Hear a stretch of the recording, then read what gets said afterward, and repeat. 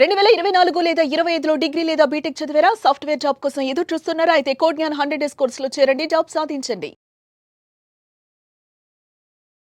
నమస్కారం అలగిరి రవీంద్రనాథ్ గారు. నమస్తే అండి శ్రీ గారు. సోషల్ మీడియా ప్లాట్ఫామ్ వేదికగా నిన్న నయనతార గారు చేసిన పోస్ట్ ఏదైతే ఉందో చాలా వైరల్గా మారింది అని చెప్పొచ్చు.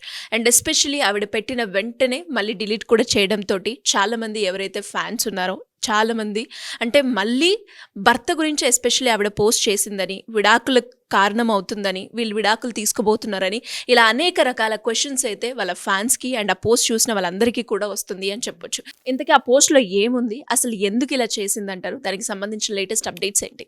ఇలాంటి భర్త ఉంటే భార్యలు ఇలానే కష్టపడతారని చెప్పి, అదేవిధంగా అతను చేసిన తప్పులకి నేనెందుకు బలైపోవాలి, అసలు పెళ్ళి అనేది అర్థం లేకుండా పోతుంది అన్నటువంటి 3 మీనింగ్స్ వచ్చే విధంగా ఒక పోస్ట్ నిన్న నయనతార గారు పెట్టారు.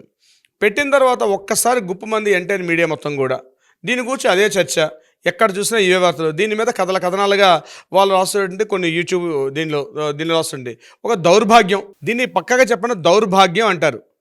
ఆమె పోస్ట్ ఎందుకు పెట్టాలి? పోస్ట్ పెట్టుకున్న ఆవిడ మళ్ళీ డిలీట్ ఎందుకు చేయాలి? ఒకవేళ వాళ్ళిద్దరి మధ్య ఒకవేళ అంతర్ఘర్షణ ఉందనుకుందాం, ఒకవేళ డిఫరెన్సెస్ ఉన్నాయనుకుందాం, ఉండనియండి. అయితే ఏంటి ఇక్కడ దేశానికి వచ్చే సమస్య ఏమనుందా? రాష్ట్రానికి వచ్చే సమస్య ఏమనుందా? ప్రజలకు వచ్చే సమస్య ఏమనుందా? ఏ సమస్య ఉంది దీనివల్ల? ఆమె కోట్ల రూపాయలు తీసుకుని ఒక నటీమణి, అతను కూడా ఒక దర్శకుడు, సినిమాలు తీసుకుంటే డబ్బుల కోసం చేస్తారు.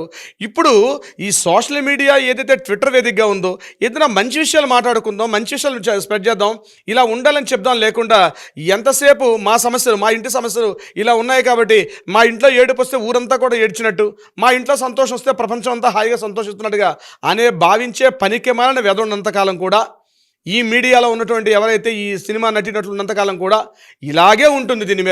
దీన్ని స్పందించడం అంత దౌర్భాగ్యం మరొకట్లేదు. నేను కూడా ఆ కోపం చెందుతానేమో, బస్ తప్పని పరిస్థితి చేయాల్సిన పరిస్థితి వస్తుంది. ఎందుకు ఈ మాట చెప్తున్నానంటే, నిన్నటి నుంచి ఇంక ఇదే ఒక దంపుడు. వాళ్ళు ఎందుకు ఇలా ఉన్నారు, ఎందుకు అలా విడిపోయారు, వాళ్ళు ఇద్దరి మధ్య విడాకులు తీసుకుంటారా, అరే విడాకులు తీసుకుంటారండి. కోర్టులు ఉన్నాయి, చట్టాలు ఉన్నాయి. ఇష్టం లేకపోతే విడిపోతారు. చట్టాలు న్యాయస్థానాలు ఉన్నాయి. వాళ్ళకి ఇష్టం లేకపోతే ఇద్దరు కోర్టుల మెట్లు ఎక్కుతారు, హ్యాపీగా విడిపోతారు. ఎవరి ఆస్తులు ఎవరి పంపకాలు చేసుకుంటారు. మీకేమైనా ఇస్తారా? మీడియా ఎందుకు గగ్గోలు పెడుతోంది? ఇంకేం పని లేదా? ప్రపంచంలో దేశంలో ఇంకేం న్యూస్లు లేవా? యూత్కి మరి ఇంకా వేరే వ్యాపకాలు లేవా? మీ చదువులు, మీ యాక్టివిటీస్ మీరు పక్కన పెట్టి నయనతార విఘ్నేశ్వర్ ఇంట్లో ఏం జరుగుతుంది, వాళ్ళిద్దరు ఎందుకు విడిపోతున్నారు, ఇంట్లో విడిపోతే సోషల్ మీడియా ఇదంటే ఒక అడ్వాంటేజ్ తీసుకోవడం, ప్రజల్లో ఒక ఆసక్తిని రేకెత్తించడం.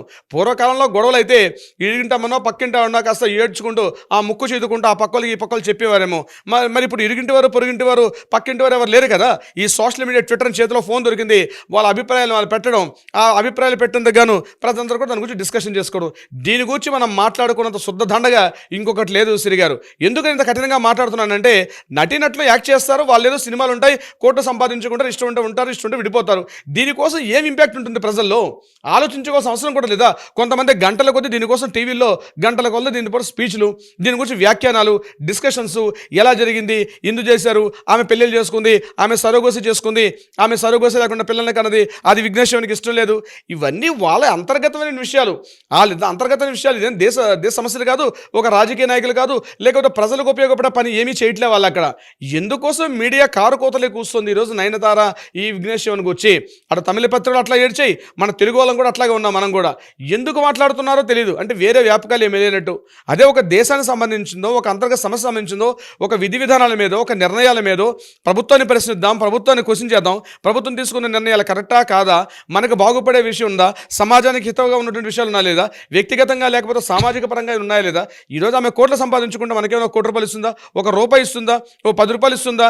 జస్ట్ ఈజీగా ఖర్చులు అనే పని వచ్చి నాకు ట్విట్టర్ పడేసింది, ట్విట్టర్లో పోస్ట్ పెట్టి మళ్ళీ వెంటనే డిలీట్ చేసింది. పెట్టేవి ఎందుకమ్మా, ఎందుకు డిలీట్ చేసావు? ఆ విషయం చెప్పు. నువ్వేమైనా ఆకాశం ఊరిపడిన దేవదూత ఏం కాదు కదా, నువ్వేం పెద్ద దేవుడు ఏం కాదు కదా, రాజకీయ నాయకులు కాదు కదా. నువ్వు అంతకన్నా ప్రజల్ని ఒక సన్మార్గమే పంపించే ఒక దేశోద్ధారకమైన ఒక స్త్రీమూర్తి కాదు కదా. అది నీ ఇంటి అంతర్గత సమస్య. ఎందుకు ట్విట్టర్లో పెడుతున్నారు?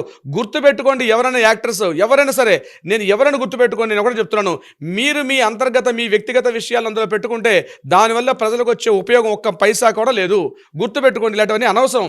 నేను మీడియా ద్వారా నా పాత్రికేయ మిత్రులు నేను చెప్తున్నాను, మిగతా నా సోదరులు చెప్తున్నాను, ఎవరెవరైతే యూట్యూబ్లో దీని గురించి మాట్లాడుకుంటున్నారో వీళ్ళందరికీ నేను చెప్పేది ఒకటే, ఆలోచించండి. అవసరమా దీని గురించి? మనకి ఏం సాధిస్తామని దీని గురించి? వాళ్ళ అంతర్గతమైన విషయాలు అవి. కోర్టులు, న్యాయస్థానాలు, చట్టాలు అవన్నీ ఉన్నాయి. అవి చూసుకుంటే వాళ్ళు ఉండాలా విడిపోరా? మీకు చెప్పే శివను పెళ్లి చేసుకున్నారు. విఘ్నేష్ శివను నయనతారని మన ప్రజల అభిప్రాయం తీసుకొని ట్విట్టర్లో నేను విఘ్నేష్ శివను పెళ్లి చేసుకుంటున్నాను, మీ యొక్క అభిప్రాయం తెలియపరచండి అని చెప్పి ప్రజాభిప్రాయ సేకరణ చేసిందా, ప్లెబిసైట్ చేసిందా, ఏం చేసిందా ఆవిడ? ఆమెకి ఇష్టమైంది పెళ్లి చేసుకుంది, ఆమెకి ఇష్టం లేదు విడిపోతున్నారు.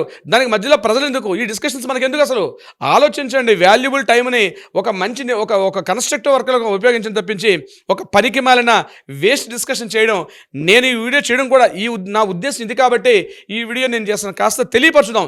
ఎంతసేపు మీడియా ప్రవాహంలో కొట్టుమిట్టడిపోయి ఎక్కడో ఏదో జరిగిన న్యూస్కి మనం స్పందించి దాని గురించి మనం మాట్లాడుకొని మీడియాలో మీడియాలో డిస్కషన్ చేసుకొని వాల్యుబుల్ టైం, చదువుకున్న వాళ్ళకి చదువుకునే టైంలు ఉన్నాయి, ఉద్యోగాలు చేసుకునే టైం ఉంది, వ్యాపారాలు చేసుకునే టైం ఉంది.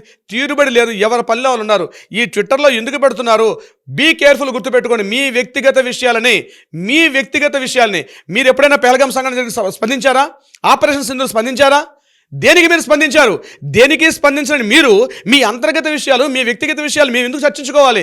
ఆ విషయం నాట్ ఓన్లీ ఒక నయనతార, విఘ్నేష్ గురించి చెప్పట్లేదు, ప్రతి ఒక్క నటీనటులు నేను చెప్తున్నాను. మీరు వీలైతే దేశం సంబంధించిన సమస్యలు స్పందించండి, ప్రజలకు సంబంధించిన విషయాల మీద స్పందించండి, రాష్ట్ర భద్రత, రాష్ట్రంలో ఉన్న సమస్యల గురించి మాట్లాడండి, పేదవాళ్ళకు చెబుతున్న సమస్యల గురించి మాట్లాడండి. బీదలు ఉన్నారు, అందులు ఉన్నారు, రకరకాల వ్యక్తిగత ఉన్నారు. వాళ్ళ బాధల గురించి మీరు ఏదైనా స్పందించండి. మీ ఇంటిలో జరిగిన సమస్య గురించి మీరు ట్విట్టర్లో పెట్టడం ఏంటి, మేము మాట్లాడుకోవడం ఏంటి? దయచేసి బీ కేర్ఫుల్ చెప్తున్నాను. మీరు ఎవరైనా మీ ఇంటి విషయాలు ఉంటే మీరు మాట్లాడుకోండి. ట్విట్టర్లో పెట్టి జనాల్ని పిచ్చోలు చేసే పని ఉంటే మాత్రం వెంటనే మానుకోండి. మీరు ఏమైనా స్పందించారా? ఈరోజు నేను సూటిగా అడుగుతున్నా. ఆపరేషన్ సింధూర్ 28 మంది నిష్కారణంగా ఈరోజు మనకు పహల్గాం దాడులు చనిపోతే ఒక్క రోజున ఈ నయనతార అమ్మాయి మాట్లాడిందా? ఆపరేషన్ సింధూర్లో మన వీరాధి వీరులు, మన సైనికులు వెళ్ళి పాకిస్తాన్తో యుద్ధం చేసినప్పుడు, దేశం యావత్తు కూడా గడగడలాడుతున్నప్పుడు ఒక్క రోజున ఈ నటులు స్పందించారా? వాళ్ళ వ్యక్తిగత విషయంలో మనకెందుకు? మీకు ఒక వ్యక్తి విషయం ఉందా, నా విషయం ఉంటుంది. ప్రపంచంలో ప్రతి ఒక్కరికి ఎవరి వ్యక్తిగత విషయాలు ఉంటాయి, ఎవరి సాధక బాధకాలు వాళ్ళు ఉంటాయి, ఎవరి ఆదాయ వనరులు వాళ్ళకు ఉంటాయి. ప్రతి ఇంటికి ఒక హీరో ఉంటాడు. వాళ్ళ తండ్రి హీరో, తల్లి హీరోయిన్, ప్రతి ఇంటికి ఒకరు ఉంటారు. వాళ్ళ గురించి మాట్లాడుకోండి. ఈ దిక్కుమాలిన, ఈ పనికిమాల, ఈ వేస్ట్ న్యూస్ మనం చేయాల్సిన అవసరం కూడా లేదు. ఇలాంటి న్యూస్ ఓన్లీ కేవలం నయనతార లేదా విఘ్నేష్ శివన్కి మాత్రమే కాదు, ఆడియన్స్ కూడా నేను చెప్తున్నాను. మీరు కామెంట్ పెట్టేటప్పుడు కూడా వీలైతే సపోర్ట్ చేస్తే నేను చెప్పింది కరెక్టా కాదా, ఎస్ అయితే ఎస్ అని పెట్టి కామెంట్ చేయండి. వీలైనంత మందికి షేర్ చేయండి కంటెంట్. అనవసరమైనటువంటి న్యూస్, అనవసరమైన వేస్ట్ న్యూస్ ఏదైనా ఉంది అంటే పనికి మాలిన చెత్తా చెదారానికైనా ఒక విలువ ఉంటుందేమో కానీ ఇటువంటి న్యూస్లకి మనం ఎటువంటి విలువ లేదు. దయచేసి మీడియా వాళ్ళకి నేను చెప్తున్నాను, యూట్యూబ్ చేసే వాళ్ళు కూడా, ఆడియన్స్ కూడా ఇలాంటి స్ప్రెడ్ చేయకండి. ఇలాంటి న్యూస్లు ఆపేయండి. అది వాళ్ళ వ్యక్తిగత విషయం. మళ్ళీ మాట్లాడితే వాళ్ళు ఏదైనా హ్యాపీగా ఉన్నప్పుడు పొరపాటు ఏమైనా కామెంట్ చేస్తే ఇది మా పర్సనల్ విషయం, మీరు మా పర్సనల్ విషయంలో ఇంటర్ఫేర్ కావద్దు అన్నటువంటి ఇదే సో కాల్డ్ యాక్టర్స్ కావచ్చు, సెలబ్రిటీస్ కావచ్చు, ఈరోజు వాళ్ళ పర్సనల్ విషయాలను తీసుకొని ట్విట్టర్ వేదిక ఎందుకు మాట్లాడుతున్నారు? వై చెప్పాల్సిన అవసరం కూడా మీకు ఉంది. దయచేసి రిటార్ట్గా ఈరోజు నయనతార స్వచ్ఛందంగా బేషరతుగా క్షమాపణ చెప్పి ప్రజలకి నేను పిచ్చిదనంగా చేసేది ఇది నా సొంత విషయం చెప్పి 2 చేతులు జోడించి మొక్కితే తప్ప ఆవిడ రుణం తెచ్చుకునే పరిస్థితి లేదు. చెప్పాల్సిన ప్రతి విషయం ప్రతి ఒక్కరికి ఉంది. వాళ్ళ పర్సనల్ విషయం మనకెందుకండి? మీకు ఎందుకు అసలు మీరు పోస్ట్ చేస్తారు? వై యూఆర్ పోస్టింగ్ ఈ టైప్ ఆఫ్ కంటెంట్స్? ఇలాంటి పోస్ట్ చేయాల్సిన అవసరం మీకు లేదు.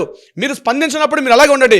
మీరు వ్యాపారం చేసుకుంటున్నారు, మీ వ్యాపార సంస్థలు పెంచుకుంటారు, మీ పని మీరు చూసుకోండి, మీ సినిమాలు యాక్ట్ చేసుకోండి. నచ్చితే సినిమాలు చూస్తాం, నచ్చకపోతే మీ సినిమాలు పక్కన పెడతాం. కానీ మీ ఇంటి వ్యవహారాల్ని ప్రజలు ఎందుకు చూపిస్తున్నారు? మీరు పోస్ట్ చేసేటప్పుడు 1-10 సార్లు ఆలోచించుకొని చేయండి.